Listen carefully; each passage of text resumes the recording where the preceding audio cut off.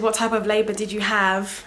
And what pain relief did you choose? Now, this is definitely... Oh gosh. I was gonna say, do I even remember that far back? I remember. I definitely remember that pain.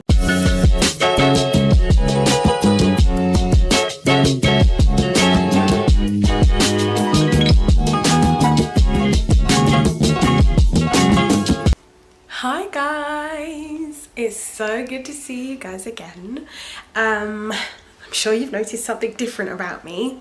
Yes, I have actually relaxed and cut my hair after being natural for about 2 years, just over 2.5 years. Honestly, really and truly, I've missed short hair, number one, but number two, and probably the most important factor, was that I was so bored of finger detangling my hair just to put it under a wig again. Oh, boring. So I thought I'd go for something different. Oh, the phone's gone. I thought I'd go for something different, and I really love it. It gives me, you know, a newfound confidence, if I'm honest. And yeah, I used to have short hair when I was in college and uni, and I haven't done it since because I was like, oh, making up every excuse. I've put on weight and I don't look the same and everything else. But I just did it. Without further ado, today's video is going to be all about the mum tag. Emily, oh wow, I can't even say her name properly. Emily Norris, there we go, is one of my favourite mummy YouTubers, and she's recently done a mum tag, and I thought I would come on here as, you know, a good like first video to get to know me a little bit more. So yes, I'm gonna go on to the first question. So, what is your favourite mum hack? This one for me is really, really easy. In the beginning, when I had Ezekiel, I would say maybe 2, 3, 4 months in, when he was a bit more stable with his neck, my favourite mum hack was getting a wrapper and putting him on my back so I could do the housework, cook, clean, do whatever else I needed to do. It's really like, it's a Nigerian traditional way to carry your child. He would always just fall asleep, and it was just perfect because I was kind of not having to put him in a walker or anything, and well, not walker, it wasn't a walker, it was one of those swings. Wouldn't have to put him in the swing and then go to the kitchen, come back, check on him. He was just on me, with me. It was just perfect, honestly, perfect thing when I first had Ezekiel. So definitely the African wrap is definitely a good mum hack that I found helped me in the beginning. The next question is, what is the most embarrassing moment, most embarrassing mum moment that you've had? And in all honesty, I think I've got two. Like, Ezekiel is very hands-on, very touchy-feely. I feel like touch is his love language. Both of these incidences have involved Ezekiel touching, pulling. Oh my gosh. So the first one being, I was in public and Ezekiel actually almost knocked off my wig. When I say knocked off, he almost pulled it. What was I doing? I think I was having coffee. I was like a nice little catch up with one of my friends, and it was like a short bob wig, and he was just kept tugging, and then I realised it was going further back, and it was just like, oh my god. So that was quite embarrassing. She was black, so it was cool. She knew the deal, but I feel like if it would have been anybody else, they just wouldn't have got it. You know, you just shift it forward, shift it back into place. So yeah, but obviously that's quite embarrassing as well. Another one, again in public, this boy just loves, this was at the time when he was breastfeeding and quite agile, I would say maybe about 6 or 7 months, just pulling, he nearly pulled it up, like out my bra. I'm sure this has happened to a lot of mums, but yeah, there's probably two that stand out to me, because this boy, just come and put me to shame in public. Gosh. So the next question is, what part of the day do you love the most? It's a no-brainer. Is it nap time? Of course. It sounds so bad, like I don't love my kid. Of course I love him. I love spending time with him, but girl, I got stuff to do. So nap time is definitely the best time of the day, because I can't come and kill myself. Like, there's actually a lot to do. There's so many emails, there's so many things I have to do around the house. I have to cook, clean myself. That's a good one. Brush my teeth. Yeah. So I'm not saying I can't do this when he's awake, but I just get a lot more done when he's sleeping. So definitely nap time. That's my favorite bit of the day. That sounds so bad. Okay, so the next question is, what bit of the day do you like the least, or what is your least favorite part? I would say before Ezekiel was sleep trained, I say quote unquote, because he still wakes up in the middle of the night looking for us, but he more or less can settle himself. But I guess who knows if that's ever going to end.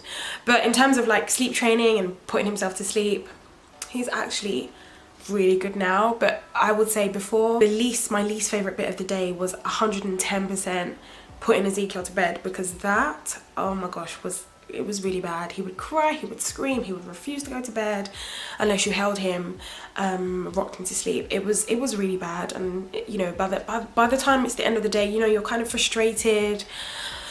You just want him to sleep. Really, truly. You know, the day's gone by, you're like tired, you will get a little bit, you know, feel a little bit on edge when they just don't sleep, and then it's the crying, it's the noise, it's everything, and you might have things you still need to do. So yeah, that used to be quite frustrating. But I will say since sleep training, that's a whole nother video for a whole nother day, by the way, coming soon. Yeah, sleep training has definitely helped in that respect. Yeah. So the next question is, what is the worst thing someone has said to you when you were pregnant? And I don't even know where to start. Oh my gosh, I feel like in our culture, I'm Nigerian, some of the people of the older generation just feel very entitled to speak to you the way they want because they're older. And I used to get a lot of like, really, I would say maybe it was coming from a place of love, I don't know, you know, just a little, I don't even want to explain it. I don't even want to try and explain it, but it used to be, are you carrying twins? Basically suggesting that I put on weight, that my belly looks big, you know, yai beji, which means mama twins. And this was quite sensitive for me. Again, this is another video for another day, which I will post very, very soon. But this was definitely very sensitive for me, and I just feel like people shouldn't comment on pregnant people. Just say you're glowing, you're beautiful, and keep it moving. Like, any other comments, any other negativity, keep it to yourself, because you honestly don't know what people are going through. And it's just, I feel like it's just so insensitive when people just talk out of turn. So yeah, that was probably one of the comments that I didn't like. There were loads, but it's just like, are you carrying twins? You don't know what I'm going through, so just don't. So the next question is, what is the baby name you didn't agree on? I think it was Nathaniel. No, was it Nathaniel? Nathan? Noah. That's it. It was Noah. It was, yeah, Noah. If it was going to be a boy. And I will tell you what the name... No, actually, no. When I have my girl, I'm going to keep that to myself because it's cute and whatever. I don't want you to be stealing my name or my baby's name, my future baby's name. Oh, don't get any ideas for now. I know what y'all are like. The next question is, do you co-sleep? And 100% yes, we used to, because I like my sleep. And I just want a good night. Well, I say good night, obviously when they're in the bed it's not good because they just sleep anyhow. But yeah, I mean, if you're really tired, your partner may have work the next day or anything like that. I mean, co-sleeping, not only do you form a close bond, but like your partner can get to sleep. Everyone just sleeps. Otherwise, it's headache. So yeah, we did before. Now he's sleep trained, not so much. Sometimes we do bring him in if he wakes up because, you know, again, you're tired. Sleep deprivation is not the one. So if you go sleep, perfect. It's fine. It's not, I don't think it's an issue. Like, I don't know, like, shoot me, but I don't know, so I feel like these days we just make too much, like, we place too much pressure on ourselves. There's too many rules, there's too many, like, parent your way. If you feel like co-sleeping works for you and your family, go for it. If you don't, like, it's not the end of the world. I don't know what else to say. So the next question is something that you bought but you never used. I will say mine is, oh, the sun came out to play. Oh yes, check that glow, honey. Sorry, let me not get gassed. Delete. Okay, no. So I would definitely say Moses basket. I didn't use it. I'm not even gonna lie. I think I used it like 2 or 3 times. That was it. He didn't like it. It was too flat. He just didn't. There was one in the living room because he had obviously his cot in the main room. I thought, yeah, he'd sleep in the Moses basket if we were in the living room.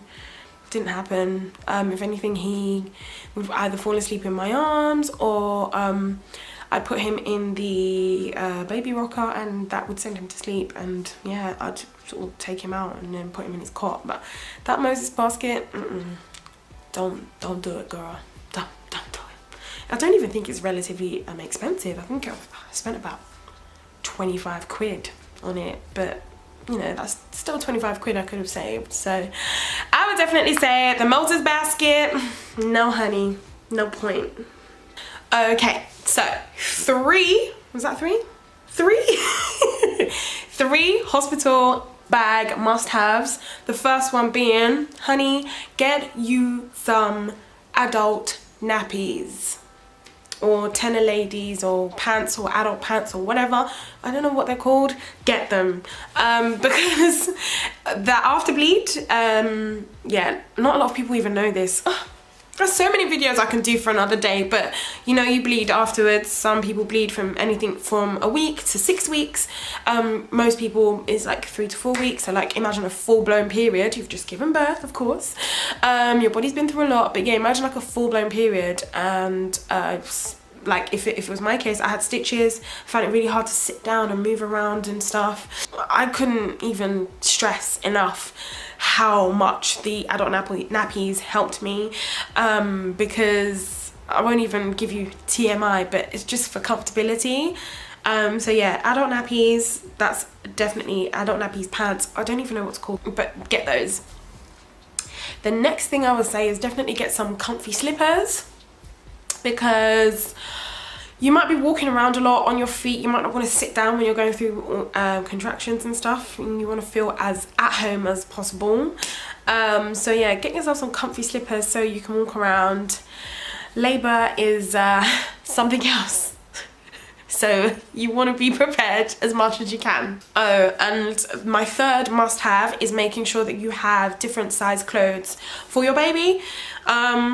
You don't know how small or big or you know what size clothes the baby's gonna need, so I would say definitely get newborn 0 to 3, and I think there's pre I can't even think of the word, but like get different size clothing for baby, just a few different items.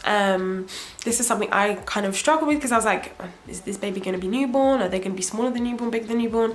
So I just thought, let me just get it all, because I don't want the baby to be, you know, too small or too big for their clothes. So in the hospital, at least I knew at home we just bought loads, and we got loads from the baby shower, but you don't know how long you're going to be in the hospital for as well. So yeah, like definitely bring different sized vests and baby grows for baby. Okay, so the next question is, are you a routine mum or a go with the flow mum, and what does bedtime look like? Well, this is going to sound weird, but I'm a little bit of both actually. I like a routine at night. We more or less have the same routine, very straightforward, which is bath, the 3 B's I call them: bath, bottle, actually bedtime story, so 4 B's, bedtime story, and then bed. Like that's pretty much what we do every night. So yeah, routine for that, just so he knows what to expect, knows what's coming. He knows when the TV goes off, or you know, I say when the TV goes off, when he's watched his favorite show on CBeebies. when that's off, it's time to sleep. So he knows he's kind of in that routine, he's in that pattern of, yeah, like this is what's happening at this time. This means it's sleeping time. So yeah, I'm definitely a routine mummy at night, but during the day I'm definitely go with the flow, man. I'm so easygoing. I do have like a mini sort of plan in terms of what I do with his activities. But I've got so much around that like I can just pick whatever and we do whatever, or we might go for a walk. Even sometimes my days, I wake up early, we wake up early, and just scrolling through different apps to see what we're doing. It's sort of like, oh, okay, this sounds nice, this sounds cool, let's do this. So like, yeah, it's really sort of easy going, go with the flow. I'm definitely a little bit of both in that respect. So the next question is, what type of labor did you have? And what pain relief did you choose? Now, this is definitely... oh gosh. I was gonna say, do I even remember that far back? I remember. I definitely remember that pain. So this wasn't even by choice, but I didn't even get to have anything apart from gas and air because I wasn't taken seriously when I was in labor. I was induced. Oh gosh, this whole labor story is definitely another video for another time, coming soon. I was induced and I wasn't taken seriously. My whole labor took from start to end was 14 hours. Wasn't by choice. I would have loved to have every single type of pain relief there was, but I ended up only getting gas and air because by the time my waters broke and I was checked, it was too late for me to have anything in terms of painkillers. So yeah, my labor was interesting, very loud. I don't even want to scare anyone who might be pregnant and watching this. It's definitely another video. Let me just keep it shut. Let me keep it quiet, keep it cute. I'll definitely do another video on that. The next question is, have you ever been mum shamed? Yes, I would say yes. I think the first time I was ever like mum shamed was when I decided that I was going to give Ezekiel some formula quite early on. Well, I say early on, like 4 or 5 months. I'd exclusively breastfed. And I told my health visitor, and she was basically trying to make me continue just giving him exclusive breast milk, and I felt quite bad. Yeah, I felt quite guilty for giving him formula, but it's what we had to do. So at the end of the day, we have to do what's best for me, for the family, for the baby. But yeah, I do remember feeling quite sort of pressured to continue giving Ezekiel just breast milk. That's what I can remember. But yeah, I just felt really like, okay, this is not a nice feeling. I'ma still do what I want anyway, because you're not my mama. No, I'm joking. But yeah, I remember feeling quite bad after that experience. So the next question is, what are the biggest challenges you have faced since becoming a mum? We can be here all day. How long do you have? No, seriously. I would definitely say lack of sleep in the beginning. That was a very big challenge for me because I like my sleep, as I've mentioned so many times in this video. Lack of sleep in the beginning because you can get very disorientated, you can become disillusioned. It's just like a lot. Lack of sleep, and then a screaming baby, and then it's just everything going on. It's very overwhelming. So yeah, lack of sleep in the beginning was definitely a big challenge for me in the beginning. Breastfeeding, wow, that was really hard for me at first. I'm not saying it's going to be hard for everyone, but for me, I found it very tough. The first 2 weeks, I would definitely say, were a write-off. Like my nipples were cracked, bleeding, whatever, you name it. And he was latched correctly because the milk was definitely coming out. It was just, I just found it really difficult. You know, it's new. It's not just new for the baby, it's new for me. I've never done this before. So I did find it quite a challenge at first. But after 2 weeks, I was like breastfeeding with one hand. Like, I got this girl pumping loads, and yeah, I kind of got into the swing of it. But before that, it was hard. I found it very, very challenging. I'm not even gonna like sugarcoat it, I won't lie to you, I found it hard. Another challenge I would say is definitely like watching, like on Snapchat, in the early stages, like watching all my other friends who are not mums. At the time when I had Ezekiel, I was the first one out of my friends to have a baby, so it was almost like watching everyone kind of live their life and whatever, and I'm just in a totally different stage, watching them all going out, having fun, going on holidays, doing things, and I'm just not to sound ungrateful, but I'm just stuck here with a baby. Like, you know, obviously it's like FOMO, it's fear of missing out, and I felt that it was a challenge, you know. And sometimes they didn't invite me to stuff because, quite rightly so, I'm probably gonna be busy with the baby, or, you know, if you're exclusively breastfeeding, you can only be away for a certain amount of time before your boobs start getting engorged and whatnot. So yeah, that was hard in the beginning. So another thing I found difficult was struggling with my body image after having Ezekiel, because my belly still hasn't gone down. I'm working on it, but yeah, struggling with my body image because I just didn't feel like nice. I didn't feel pretty, I didn't feel beautiful, I just felt big. And yeah, I didn't feel nice. You know, you've got all these hormones raging and you've got so much going on, and breastfeeding did help me sort of lose weight, a lot of weight in the beginning. But I remember like a big challenge, just like looking at myself in the mirror naked and not actually appreciating the fact that I had given birth to a baby, just seeing all the scars. And when I say scars, I mean like all my stretch marks and everything, and just not feeling great about myself. And that was a challenge. I'm learning, it's a constant journey, and I'm learning to love myself and love the skin I'm in, and be grateful for the fact that I've actually, you know, been given the honor and the privilege to carry a child safely, deliver a child safely. So, you know, what's a bit of mum tum, eh? What's a bit of mum tum? But realistically, I mean, do you go on Instagram, social media doesn't help sometimes. You see people snap back in like 2.5 seconds after having a child, and that just didn't happen for me. So yeah, I think one of my biggest challenges was struggling with my body image and my sort of self-confidence. Okay, and I think one of the other things I definitely struggled with in the beginning was trying to do it all. I tried to be mom, I tried to be sister, wife, everything. You need help. That's all. You need help. Don't be afraid, ashamed. Don't feel like, oh, you know, you're in this alone. No, if you need help, call one of your girls. Hey, come and help me babysit. Come and help me look after this child. I just want to sleep for an hour. Like, if you need help, don't be afraid to reach out. And I definitely didn't do that. And that's why I probably found it so hard, a challenge in the beginning, because I was trying to be all my different roles. And I just found it really overwhelming. So yeah, always seek help. But yeah, a big challenge for me was trying to do it all and not trying to accept help or seek out help, actively seek out help. So yeah, don't do that, guys. So the next question is, what's the best piece of advice you've been given as a mom?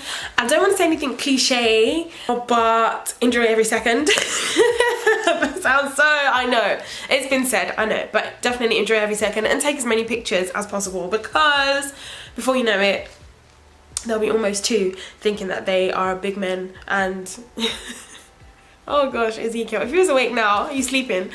If he was awake now, you would just see the havoc. Oh my gosh, like, it's just a lot.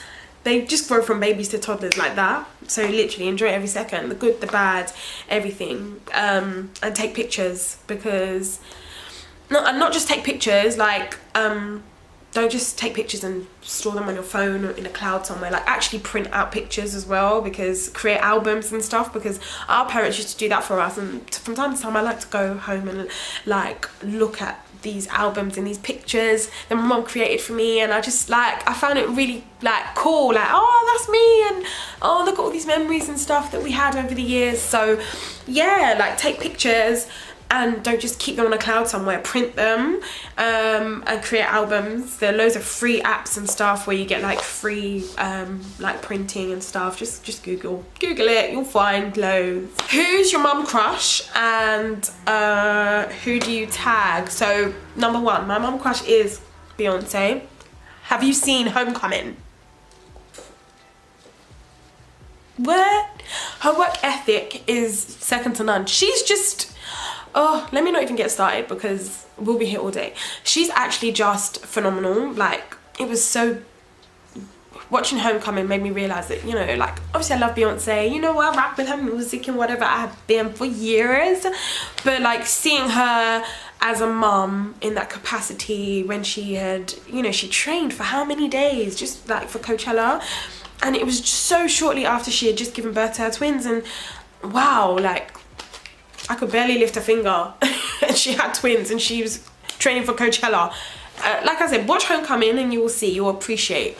She's actually like phenomenal. She's actually a really good artist, very, very talented performer.